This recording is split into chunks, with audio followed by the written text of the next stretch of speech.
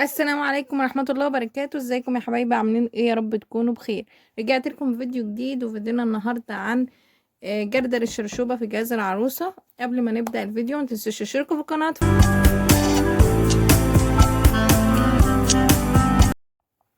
ورجعت لكم يا حبايبي، وفيديونا طبعا عن الجردل بالشرشوبة.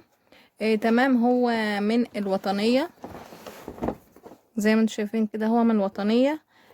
هو فرنساوي زي ما هو مكتوب عليه كده، وهو عامل 320 جنيه. هفتحه واوريه لكم، بس قبل ما افتحه حابه اقول لكم ان انتوا لازم تاخدوا بالكم من نقطه، لان الموضوع ان انا رحت المحل وكده واشتريت منه شويه حاجات، واشتريت منه الجردل ده، بس انا ما خدتش بالي من نقطه، وهو العجل بتاعه ده.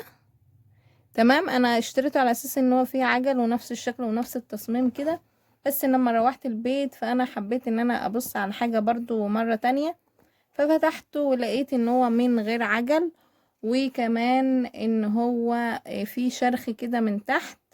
فخليت بصراحة جوز اختي ان هو يروح يرجعه تاني ويجيب له واحد تاني غيره، زي ما انا قلت له بالظبط. فراح، بس هو للاسف كان جابه بس ما ركزش في اللون، يعني ان هو كان اهم حاجة عنده ان هو يشوفه بعجل، وان هو ما فيهوش اي مشكلة ولا كده. تمام. وكان نفسي ان هو يجيبوا نفس اللون اللي على الكرتونة ده، بس للاسف ما جابوش. تمام. افتحه معاكم برضو واوريهولكم.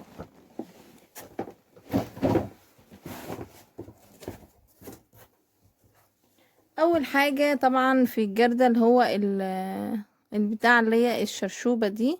تمام. هو جاي معاها غيار تاني، ده الغيار التاني اهو. تمام. وده الوش اللي بيركب فيه الشرشوب. تمام. بالشكل ده كده، بتحط هنا كده وتتكي جامد كده، بيقوم راكب. تمام. وطبعا لما بتعوزي تشيليه بتفتحي، تشد كده اهو، وتشال، وتحط التانية لما دي تبوظ. تمام كده. نيجي بقى للجردل وهو بالشكل ده. تمام. هو طبعا لونه بني في بيج، وانا كان نفسي يكون اللون التاني، لكن للاسف طبعا هو انا ما كنتش هرده تاني. كفايه بصراحه، كتر خيره ان هو راح ورده وجاب لي اللي انا عايزاه. ده بالشكل ده اهو، ده شكله من ورا، وده العجل بتاعه اهو من هنا كده بالشكل ده اهو، بالشكل ده. تمام. وفي من قدام، اللي هي دي كده، ان انتي مثلا وانت واقفه، ثانيه واحده، وانت واقفه كده اهو، تفرديها وتشدي الجردل معاكي كده وراكي كده. تمام. بدل ما توطي كده وتشيليه.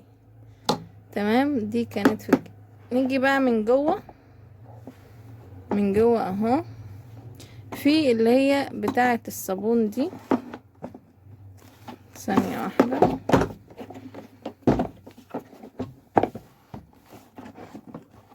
في اللي هي بتاعة الصابون دي. تمام.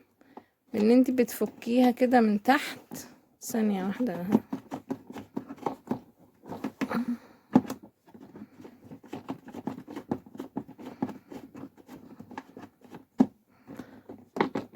بصوا، انا مش عارفة هي بتتعمل يمين ولا شمال، بس هي ازازة كده، بتمليها صابون، وبتعمليها في بخ منها كده صابون او معطر زي ما انت عايزة في المية. تمام. وفي اللي هي الدوار اللي هو استانلس ستيل. تمام. بالشكل ده اهو، هو استانلس ستيل. في منه بلاستيك، بس طبعا مش عملي قوي، لان انت ممكن من جوه ده يحصل له حاجة في اي وقت، يعني لما بتيجي تضغطي جامد. تمام. وطبعا في اليد بتاعته دي، هو بالشكل ده. تمام. جه معاه تاني دول اليد بتاعته اهي، هي بتتفتح كده اهو، تدخل اهي، تلف كده وتتقفل. تمام. بتمدي لفوق كده عشان ايه؟ تثبت ما تطلعش وتنزل تاني. دي بتبقى ايه؟ بتثبت اليد. تمام كده زي ما انتوا ايه شايفين كده. تمام. ودي العصاية التانية طبعا اللي انت بتمسكي بيها، دي بتتركب في دي من هنا كده. تمام. بتتركب في دي من هنا كده اهو، هنا كده بالشكل ده. ومن هنا بتحطي اللي هي دي، بتدخليها هنا. تمام. دي كانت الايه؟ الجردل بالشرشوب. تمام. ده زي ما قلت لكم عامل 320 جنيه. هو كان من فترة وحاليا غلى عن كده، بس انا كنت جايباه من فترة. فانا بنصحكم وانتوا بتجيبوا حاجات زي دي ان انتوا تبصوا فيها كويس جدا، حتى بعد حتى لو شفتوها في المحل بعد ما تروحوا البيت تفتحوا الكرتونة وتبصوا عليها تاني. تمام. عشان في ساعات انتي بتروحي البيت ممكن تلاقي حاجة متلخبطة متبدلة، الحاجات دي كلها. وده اللي حصل معايا. ولولا ان انا فتحته وشفته من جوه وبصيت عليه كان زماني خلاص ان انا اتدبست فيه وكده، مكنتش هعرف اعمل حاجة للأسف. وبالنسبة لي ان انا دفعت فلوس في حاجة اصلا مش يعني، حتى مش بس ان هو من غير رجول، لا ده هو كمان مشروخ. فقصة ان هو مشروخ ده انا حطيته في المية هتنزل منه، فيعتبر مش نافع خالص. تمام. اتمنى الفيديو يعجبكم، اتمنى تقولوا رايكم ايه في الكومنتات، واذا كان هو حلو ولا لا وعملي ولا لا. تمام. واجيب وده احسن ولا اللي هو اللي طالع التاني ده، لان انا شفته في المحل من يومين اللي هو الجردل التاني ده اللي هو انا مش متذكرة اسمه ايه. بصوا اتمنى برضو تقولوا رايكم ايه ده، وهل ده عملي ولا لا.